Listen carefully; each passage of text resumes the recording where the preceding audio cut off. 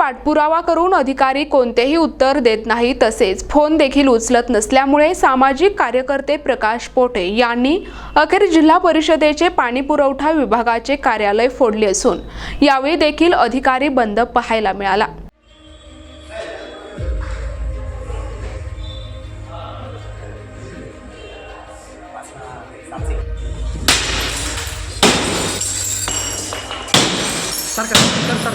Sir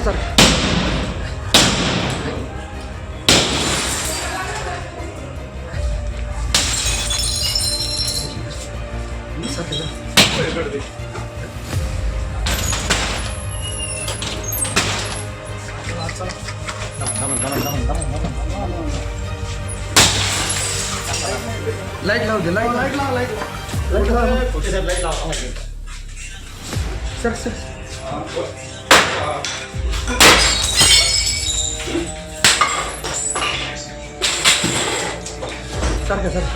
4-5 महिने सांगतो आम्ही यांना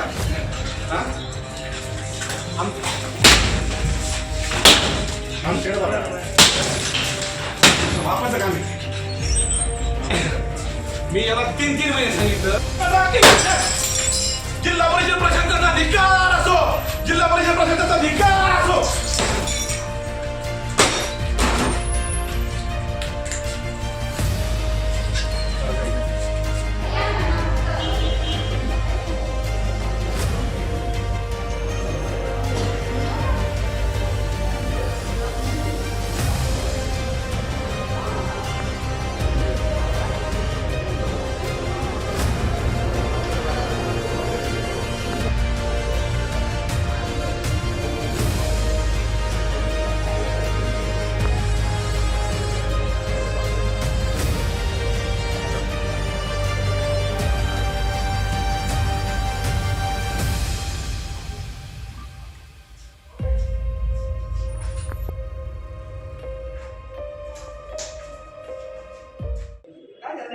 मी जे जिल्हा परिषदच्या जलजीवन अंतर्गत नगर तालुक्यात जे काही खराब काम चालू आहे त्याचा मी सातत्याने 3-4 महिन्यापासून पाठपुरावा करतोय।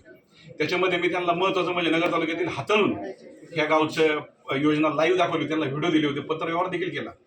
तसंच कोल्हेवाडी नगर म्हणजे इथून हाकेवरती गाव आहे जिल्हा परिषद 10-15 किलोमीटर, तिथे सुद्धा 1-1.5 कोटीच्या कामाचा पूर्ण सुथाडा केला यांनी। 1-1 सव्वा फूट सुद्धा 9-9 इंच काही ठिकाणी त्यांनी पाईप गाडलेले आहेत।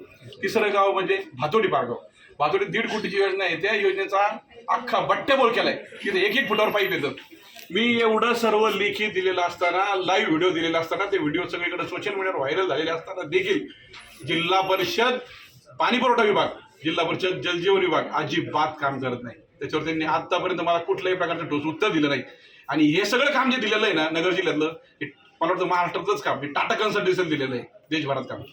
तरी टाटा कन्सल्टन्सी जरी प्रायव्हेट कंपनी थर्ड पार्टी जरी असली तरी एकदम बोगस काम, हे सुद्धा लोक पैसे घेऊन काम करत आहेत। त्याच्यामुळे सगळं काम खराब चाललंय।